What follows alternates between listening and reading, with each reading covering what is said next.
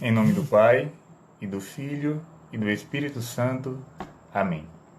Ave Maria, cheia de graça, o Senhor é convosco. Bendita sois vós entre as mulheres, e bendito o fruto do vosso ventre, Jesus. Santa Maria, Mãe de Deus, rogai por nós, pecadores, agora e na hora de nossa morte. Amém. Ó Maria concebida sem pecado, rogai por nós que recorremos a vós. Boa noite, meus irmãos e minhas irmãs. Estamos aqui mais uma vez para tratar de um tema que interessa a muitas pessoas, que é o tema da Inquisição, a Santa Inquisição. Um tema que também é polêmico e que desperta muita curiosidade nas pessoas, porém há pouco estudo sério a respeito da Inquisição. E quando nós falamos em Inquisição, sempre vem à nossa mente aquela imagem de um monge vestido com uma capa preta, dando a cruz para o herege beijar, e logo após o herege é colocado numa fogueira, e ali riscam o fósforo e a fumaça cobre tudo, não é? Essa é a imagem da Inquisição que vem logo à nossa mente. Eu digo a vocês, se eu não fosse católico e não tivesse conhecimento da minha fé, e passando por algumas universidades, passando por alguns colégios que existem por aí, e ouvindo esse tipo de coisa que se fala da igreja, eu não teria coragem de ser católico. Eu também iria abominar a fé católica, porque o que se fala da igreja por aí é muito sério. Colocam a igreja como se ela fosse a culpada de todos os males que existem na humanidade. A igreja é como se fosse uma madrasta, né? Não quero dizer aqui que madrasta no sentido pejorativo, né? No sentido pejorativo do termo. Mas quando nós vamos estudar, principalmente com autores, historiadores sérios, nós vamos ver que a verdade não é isso que é pregado por aí. Vamos começar com a Sagrada Escritura. Desde já eu quero dizer aqui que meu compromisso é com a verdade, viu? Jesus Cristo diz que ele é o caminho, a verdade e a vida, e ele diz também que Satanás é o pai da mentira. Então eu não tenho aqui por que ficar mentindo, nem colocando pano quentes em nada. Estou aqui para falar o que realmente foi a Inquisição, o que ela fez, o que ela deixou de fazer, o que de fato foi. Não é porque eu sou católico que eu vou dizer, não, tudo foi às mil maravilhas, nunca teve erro, nunca teve... Não. Vamos falar aqui a verdade do que realmente aconteceu, porque nós católicos temos esse compromisso de anunciar sempre a verdade e nunca mentir, nem mesmo para defender a fé. A mentira ela não é bem-vinda, nem mesmo para defender a igreja. Então, a Inquisição ela é vista como o quê? Uma punição para aqueles que cometem heresias, que pregam heresias. Mas essa questão de punição não foi a igreja que inventou. Eu não vou nem entrar aqui no Antigo Testamento, porque se eu for para o Antigo Testamento, nós vamos ver coisas aqui, horríveis. Por exemplo, o profeta Elias, ele matou todos os sacerdotes de Baal. Todos. Ele matou os sacerdotes de Baal. E nós vamos ver também outros trechos do Antigo Testamento, onde pessoas eram assassinadas em nome da fé. Então não é algo novo, não é algo com a Inquisição, mas já existia antes mesmo da igreja. Depois nós vamos ver que no Antigo Testamento também havia esse tipo de punição, mas não era uma punição com a morte. Vamos ver aqui no Evangelho de São Mateus o que Jesus vai dizer. Mateus 18, versículo 17. Vai falar da correção fraterna. Se ele não vos der ouvido, dize-o à igreja. Se nem mesmo a igreja ele ouvir, seja tratado como se fosse um pagão ou um publicano. Ou seja, Jesus diz que aquele que não quer dar ouvidos à igreja deve ser tratado como um pagão, ou seja, um excluído da comunidade. Aí vem a noção de excomunhão. A pessoa não professa a fé, ele não escuta aquilo que a igreja diz, então ele está excomungado, ou seja, ele está fora da comunhão da igreja. Vamos ver aqui outro trecho da primeira carta de São Paulo aos Coríntios, capítulo 5, versículo 5. Ele vai falar de um caso de incesto que havia na comunidade de Corinto. um rapaz que tinha relações sexuais com a sua madrasta. E São Paulo vai dizer assim: entregamos esse indivíduo a Satanás para a destruição da sua carne, a fim de que seu espírito seja salvo no dia do Senhor. Então nós vemos aqui na Sagrada Escritura uma repreensão muito séria, né? Essa luz está aqui em cima do meu rosto, está deixando claro que é uma beleza. E São Paulo vai fazer essa demonstração, né? E ele diz: entrega este homem a Satanás. Na Sagrada Escritura, nós já vimos aí uma certa preocupação em afastar da comunidade aqueles que não andavam de acordo com a fé, com a verdade. Mas nós temos também outras passagens, né? O próprio Jesus, quando ele entra no templo e que ele vê os comerciantes lá vendendo pombas, vendendo bois dentro do espaço sagrado, Jesus ele faz um chicote, né? E ele sai quebrando tudo. Ele bate nos comerciantes, ele derruba as mesas, ele quebra as gaiolas, liberta os animais e ele diz: vocês fizeram da casa de meu pai um comércio. Essa casa é lugar de oração. Ou seja, o próprio Cristo vai açoitar algumas pessoas que estavam cometendo um crime, né? Do ponto de vista religioso, aquilo ali era um crime. Tem também Ananias e Safira, no Atos dos Apóstolos, que queria enganar o apóstolo Pedro, e Ananias e Safira morreram ali, naquele momento do julgamento. Mas isso falando do ponto de vista da Bíblia. Agora vamos passar para a fase histórica. Já na época da patrística, havia também muitos hereges. Às vezes as pessoas pensam que herege é sinônimo de coisa ruim. Não, ser herege não é sinônimo de coisa ruim. É sinônimo de uma coisa horrível, né? Uma coisa tensa, triste. Por quê? Porque o herege ele troca a verdade pela mentira. E já na época da patrística, ali os primeiros padres, eles tinham esse compromisso.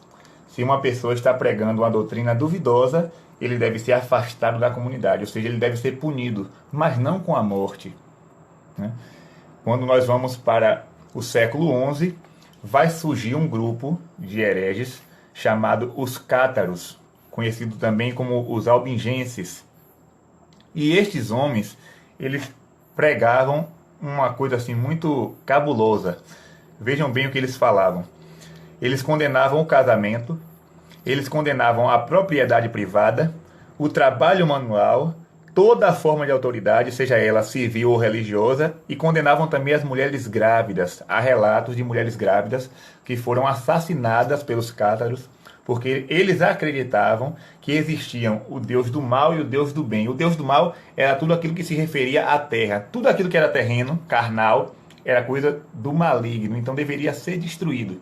Uma loucura, né? E eles se consideravam cristãos. E a igreja disse: não, vamos acabar com isso antes que gere uma confusão maior. Porque naquela época, ser herege não era simplesmente um atentado contra a fé, mas era uma questão de subversão. Um herege, ele não causava dano apenas à sua alma, mas ele causava dano à sociedade, porque naquela época existia um vínculo estreito entre a autoridade religiosa e a autoridade civil, o que nós chamamos de ligação entre igreja e Estado. Ou seja, um atentado contra a fé era também um atentado contra a sociedade. Era uma questão digamos que, punir os hereges era uma questão de legítima defesa para manter a ordem social. Ou seja, se uma pessoa está causando uma revolução, ele deve ser punido. Isso na mentalidade da Idade Média. E aí vem os cátaros, depois vem os patarinos e tantos grupos que iam surgindo naquela época, e a igreja quis parar com isso de alguma forma. Vamos agora ver qual era a opinião dos santos, né? Os santos, eles são a teologia viva da igreja. Muitas pessoas da igreja, muitos membros da igreja no passado fizeram coisas horríveis, atrocidades, nós sabemos muito bem, mas os santos são aqueles que mostram a verdadeira face da igreja. São Tomás de Aquino, ele dizia que punir os judeus e os pagãos era um crime. Tomás de Aquino ele era totalmente contra a condenação de judeus e pagãos. Mas já no caso dos católicos, que apostatavam da fé ou que se tornavam hereges, Tomás de Aquino era a favor de que eles fossem punidos. E Bernardo de Claraval também, São Bernardo, ele fazia o possível para não condenar ninguém. Tanto é que ele vai dizer que a fé não se impõe, mas se propõe. Ou seja, você não pode converter uma pessoa à força. Você deve mostrar a verdade do Evangelho. Se ela quiser aceitar, tudo bem. Mas se não, ela tem a liberdade de não querer aceitar Jesus Cristo. São João Crisóstomo, ele vai dizer que matar hereges é um crime. São João Crisóstomo, ele vai dizer isso. Matar hereges é um crime. Então, nós vemos aí a posição dos santos em relação a isso. Santo Antônio de Pádua, ele era conhecido como martelo dos hereges. Quando nós fazemos as trezenas de Santo Antônio, né, aqui no Nordeste, tem muito essa devoção das trezenas de Santo Antônio, principalmente aqui na Bahia, nós lemos na ladainha, né? Santo Antônio, martelo dos hereges. Mas Santo Antônio nunca foi a favor da Inquisição. Santo Antônio, ele era a favor da conversão. Ele martelava a heresia. Mas ele queria que o herege se convertesse, mas não que ele fosse assassinado. Aí as pessoas podem perguntar, mas Gabriel, você fala tanto de doutrina, da fé, você não é a favor da Inquisição? Não sou. Não sou e vou dizer o porquê, baseado na Sagrada Escritura. Ezequiel, capítulo 18, versículo 23. Deus vai dizer assim: acaso tenho prazer na morte do ímpio? Não desejo antes que mude de conduta e viva? Esse deve ser o verdadeiro desejo de um cristão. Que aqueles que estão na mentira, que aqueles que estão na enganação, na idolatria, nos falsos deuses, eles se convertam e passem para a luz, passem para a verdade. Porque, meus irmãos, exterminar o outro em nome da fé nunca foi uma prática lícita. Mesmo que na Idade Média algumas vezes isso aconteceu por uma questão de injustiça, mas isso nunca foi algo legal. Tanto é que a igreja depois, o Papa João Paulo II mesmo vai pedir perdão. Mas essa prática da Inquisição não é também pregada de acordo com a verdade. Como falei no início do vídeo, muitas pessoas falam muitas mentiras da Inquisição. E vou explicar aqui rapidinho o porquê do surgimento da Inquisição. Havia naquela época muitas condenações injustas. Nós estamos no século XII, né, digamos assim, e havia muita condenação injusta, e a igreja disse, não, peraí, uma pessoa não pode ser condenada antes de ser ouvida. Ela primeiro deve ser julgada, ela deve também se defender. Por isso se criou o Tribunal da Sagrada Inquisição, para justamente combater esses assassinatos sem justificativas. Por exemplo, qualquer subversão, qualquer erro contra a autoridade civil, a pessoa ia ser logo executada. E muitos inocentes foram executados. E a igreja disse, basta, vamos fazer um tribunal para que eles possam, de fato, contar a sua versão. Hoje não é mais Tribunal do Santo Ofício, hoje é a Congregação para a Doutrina da Fé, mudou o nome, mas o papel continua o mesmo. Se hoje, século XXI, algum teólogo, digamos, Gabriel, não sou um teólogo, assim, eu fiz teologia, mas estou concluindo agora os estudos teológicos, mas não posso me considerar um teólogo, não fiz nenhum mestrado, nenhum doutorado em teologia. Mas digamos que eu escreva um livro, esse livro se torne famoso, e dentro desse livro existe alguma frase contrária à fé cristã. A Congregação da Doutrina da Fé vai fazer justamente aquilo que a Inquisição fazia na Idade Média, me chamar e pedir que eu dê justificativas. E eu, como católico, devo ser humilde e dizer, de fato, eu errei. Eu falei aqui uma heresia e peço perdão por isso e não vou falar mais. Essa é a posição humilde de um fiel cristão católico. Vamos ver que o Papa Inocêncio IV, ele vai proibir todo tipo de mutilação e risco de morte durante o julgamento. Ele vai dizer, a pessoa deve ser julgada, mas não deve existir mutilação, nem deve existir nenhum risco de morte. O Papa Nicolau I, e eu vou ler aqui o que ele escreveu, né? Ele vai falar também uma coisa interessante. O Papa Nicolau I, ele vai escrever a Responsa ad Consultam Bulgarorum. Vocês podem pesquisar, depois eu vou digitar aí nos comentários. Responsa ad Consultam Bulgarorum, em latim. ele vai escrever assim. Ele diz que a tortura é ofensiva à lei humana e à lei divina. Isso um papa falando. Ele diz assim: dizeis que entre vós, quando um ladrão ou um bandido é pego e nega o que lhe é imputado, o juiz golpeia sua cabeça e alfineta seus flancos com ponta de ferro, até que confesse a verdade. Nem a lei divina, nem a humana podem admitir esse uso. A confissão deve ser espontânea, não arrancada.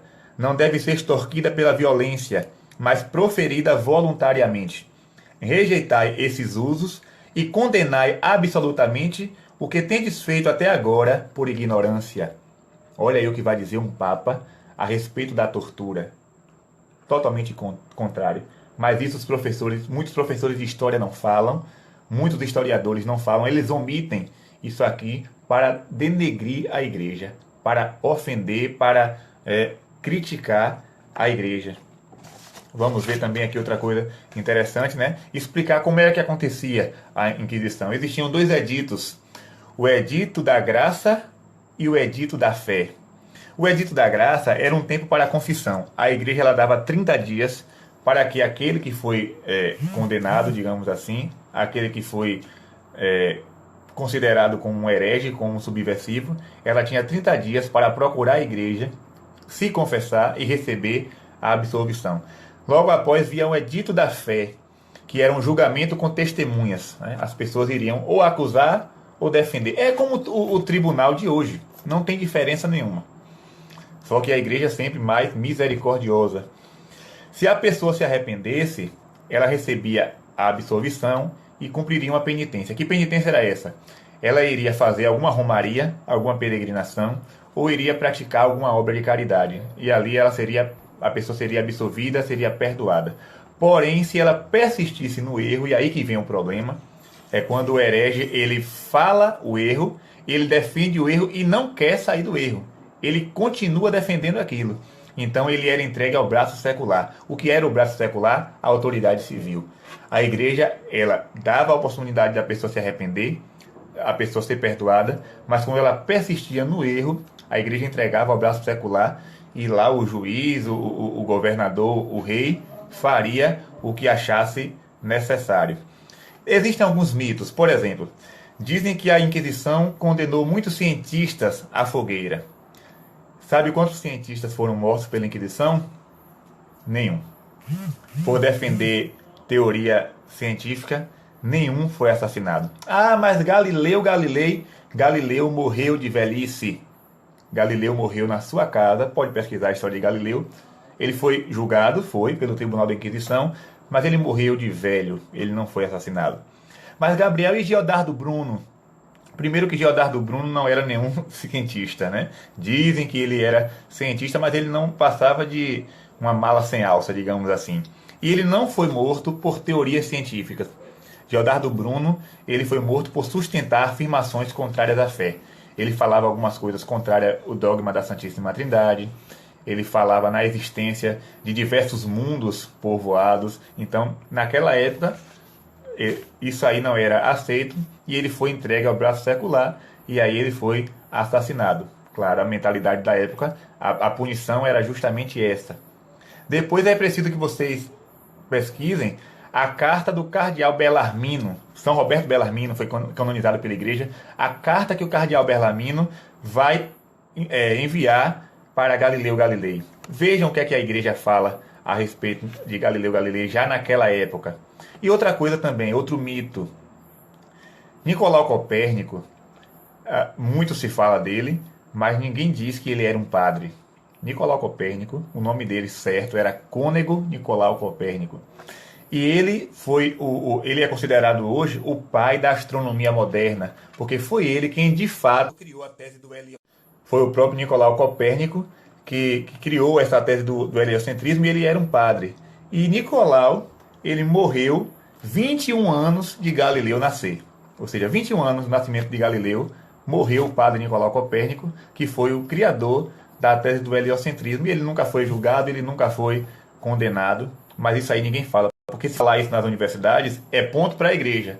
Então ninguém quer dar ponto para a igreja, querem tirar os pontos que ela tem. Alguns santos que foram também julgados pela Inquisição. Por exemplo, Santa Teresa d'Ávila, alguns escritos de Santa Teresa foram confiscados pelo Tribunal da Inquisição. Infelizmente, muitos escritos preciosos de Santa Teresa foram confiscados pela Inquisição, mas Teresa d'Ávila não foi assassinada, não foi torturada, pelo contrário, hoje ela é santa e é doutora da Igreja. O padre Gabriel Malagrida é desconhecido, infelizmente, mas um homem santo que passou aqui no Brasil, que atuou aqui no Nordeste. O padre Gabriel Malagrida, ele tinha uma pastoral diferenciada. O que é que ele fazia?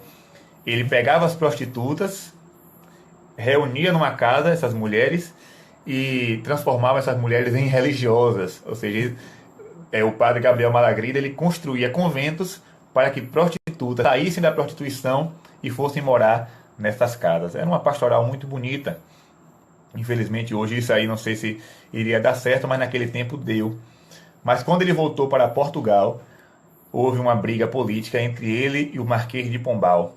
E o Marquês de Pombal, por ódio ao padre Gabriel Malagrida, o condenou injustamente ao Tribunal da Inquisição e ele foi queimado na fogueira. Quando o Papa soube da morte do padre Gabriel Malagrida, ele disse: um santo foi assassinado. A igreja está triste porque um santo foi assassinado. E o Papa mandou pintar um retrato do padre Gabriel Malagrida e guardou lá nos seus aposentos. Ou seja, um homem que foi condenado pelo Marquês de Pombal, mas se vão ler hoje a história de padre Gabriel Malagrida, vão dizer: olha aí, a Igreja Católica mandou o padre para a fogueira. Infelizmente, distorcem a verdade. Outra coisa, Santa Joana d'Arc. Joana d'Arc também uma grande santa, uma menina santa, mística, e que foi também queimada viva. Mas por quê? Por causa do julgamento injusto de um bispo. Ela pediu a apelação a Roma, não deram a ela esse direito de conversar com o Papa. Infelizmente ela foi assassinada por causa de um bispo. Isso para mostrar que na igreja também pessoas erraram. Existiram padres e bispos que fizeram coisas erradas. Porém, não era a igreja, a instituição que aprovava esse tipo de coisa. O Frederico II, governador da Sicília, ele era um homem muito cruel, um homem sádico, e ele tinha desejo de matar as pessoas. Inclusive, ele, com a desculpa de herege, ele saía matando muita gente. Ele dizia: os hereges devem ser mortos pela espada e pela fogueira. Ele dizia que era um homem católico, mas logo depois ele mostrou quem de fato ele era. Frederico, ele queria tomar Roma e criar lá a sua própria religião. Então, um homem que não tinha amor nenhum pela igreja, ele simplesmente tinha vontade de derramar sangue usando o nome da igreja para isso. Outra coisa que nós devemos ter cuidado é que a história não se lê, nós não podemos ler a história de modo anacrônico. Como é que nós vamos julgar uma coisa que aconteceu no século XII, no século XIII, com a mentalidade de hoje? Nem o governo de Getúlio Vargas, que aconteceu há mais ou menos 50 anos atrás, nós não podemos, né, julgar com a mentalidade de hoje. Não podemos. Havia uma mentalidade naquela época. Então nós não temos esse direito de julgar o século XII, o século XIII, a atitude daqueles homens, simplesmente com o nosso pensamento atual. Dizem que a Idade Média era a Idade das Trevas. Quem fala isso não entende nada de história. E se entender, está contando uma lorota, porque a Idade Média ela pode ser conhecida como a Idade das Luzes. Nós podemos ver aí na história a quantidade de universidades criadas na Idade Média, a quantidade de hospitais, de abrigos que a igreja criou naquela época, o apoio, né, à medicina, às descobertas científicas que a igreja patrocinava. Também as grandes catedrais.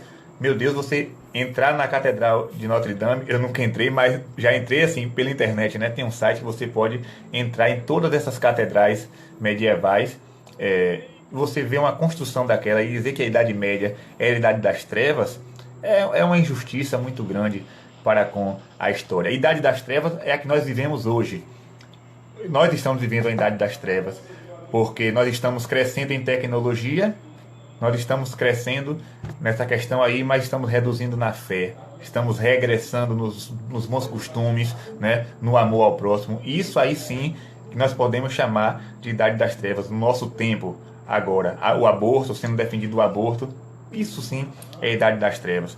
Inquisição na Bahia. A Inquisição esteve aqui na Bahia, muitas pessoas foram julgadas, mas sabe quantas pessoas foram condenadas e assassinadas? Nenhuma. Eu costumo dizer que aqui no Brasil a justiça é tão devagar que até a Inquisição foi lenta, né? Até a Inquisição no Brasil ela não deu muito certo, não, porque a justiça aqui de fato é um pouco complicada. Esse Cunha, há tanto tempo Cunha deveria ter sido preso, hoje que ele veio ser julgado, né? Então, nem a Inquisição aqui no Brasil deu muito certo. Geralmente a Inquisição, as acusações contra isso, vêm geralmente de protestantes e professores comunistas. Mas é aquela coisa, quem tem telhado de vidro não joga pedra nos outros, porque os protestantes também fizeram a sua Inquisição. Nós tivemos na Alemanha a Inquisição luterana, nós tivemos na Suíça a Inquisição calvinista, e aqui no Brasil, muitos pastores calvinistas, quando chegaram aqui no Brasil, fizeram muitos massacres. Aqui no Nordeste, no Rio Grande do Norte, nós temos os mártires de Cunhaú e Uruaçu. Eles estavam participando da missa e os protestantes calvinistas, com apoio dos nativos, entraram e assassinaram todos os católicos que ali estavam. Um deles, um fiel, arrancaram o coração dele, ele vivo, né? Ele foi amarrado, foi preso, abriram um buraco nas costas dele, os protestantes calvinistas, e arrancaram o seu coração. E a última frase que esse homem disse foi: "Seja louvado o Santíssimo Sacramento". Foi a última. Ele morreu como mártir, é um santo da igreja. A igreja festeja os protomártires do Brasil, e muitos não falam disso, mas aconteceu essa perseguição também dos protestantes aos católicos, e este homem foi assassinado de forma brutal.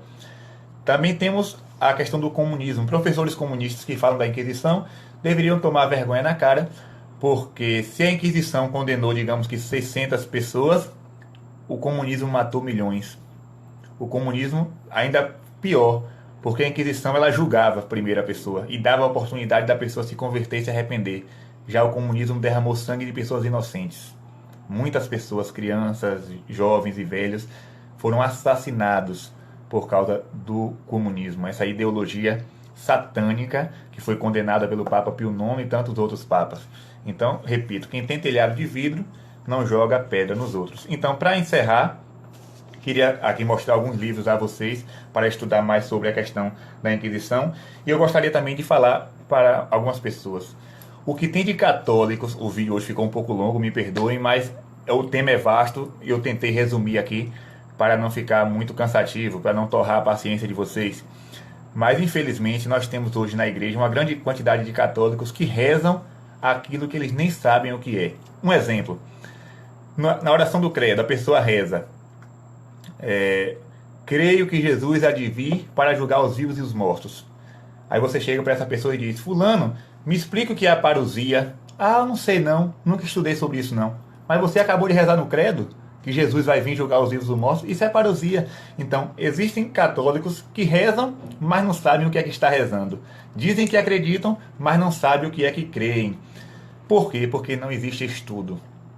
Por exemplo, eu não vou desconsiderar o trabalho, os escritos do padre Fábio de Mello, do padre Alessandro Campos, esses livros, né, que os padres mais famosos agora, da atualidade, divulgam, escrevem.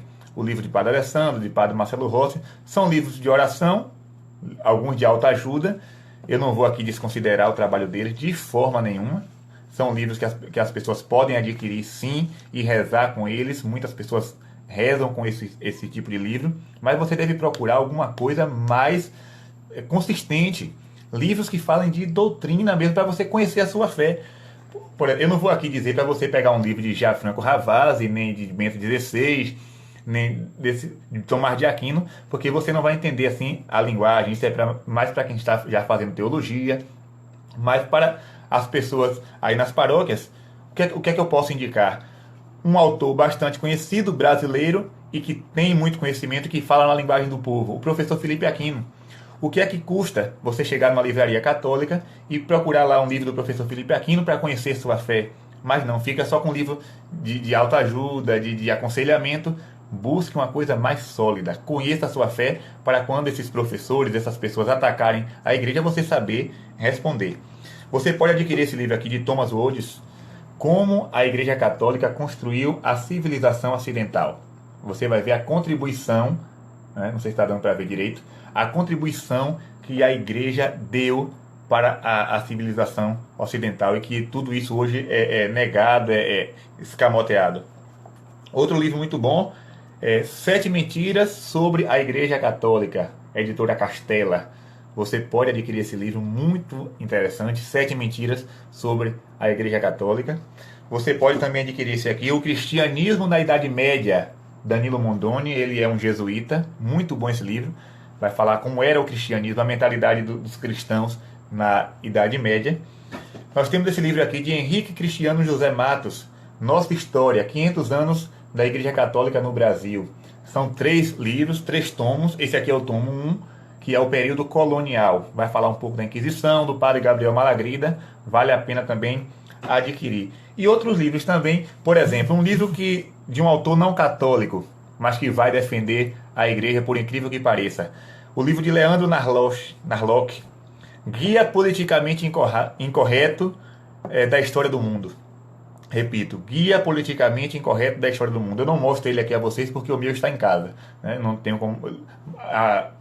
digamos que 80% dos meus livros eu levei tudo para casa, já que estou no último ano de seminário, para não ficar amontoando coisas. Eu levei esse livro para casa, mas é um livro muito bom. Você pode adquirir. Ele não é católico, mas ele vai desmistificar todas essas mentiras que é contada para condenar a igreja. Outro livro também de um autor não católico é Confissões da Bahia. Está também em casa, eu poderia estar com ele aqui na mão agora.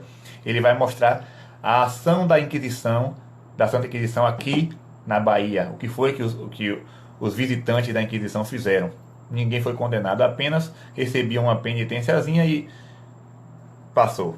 Então, procurem saber desse tipo de livros. Estude sua fé para que você possa ter consciência daquilo que você acredita. Quando falarem em cruzadas, depois irei gravar um vídeo sobre as cruzadas.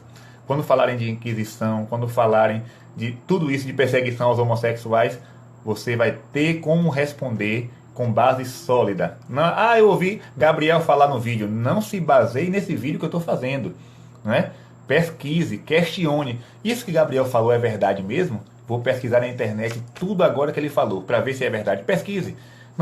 Não se contente com isso que eu estou falando aqui agora não, porque uma aula de 15, 20 minutos não dá para a pessoa aprender muita coisa. Mas busque conhecer sua fé, né? Pessoas que gastam R$300 de roupa no shopping, mas que tem preguiça de gastar R$30 em um livro católico. Então, procure estudar sua fé para saber conhecer a igreja. Eu digo sempre, quem conhece a igreja católica nunca a abandona. Por isso que cada dia que passa eu amo mais a igreja e tenho o desejo de servi-la, porque eu conheço um pouco destes 2000 anos de história e essa grandiosidade, essa igreja majestosa que é a esposa de Jesus, que só faz para mim o bem. Até quando ela puxa a minha orelha, até quando ela me dá uns cascudos, é para o meu bem, é para a minha salvação. Então, Deus nos abençoe. Fica aí essa breve catequese. Você pode assistir depois, vou deixar aí salvo no Facebook. Pode compartilhar também, se você pretender, se você quiser. E que Deus nos abençoe e que o Espírito Santo nos ilumine com a sua graça e a sua luz. Em nome do Pai, e do Filho, e do Espírito Santo. Amém. Nossa Senhora Rainha da Paz, rogai por nós.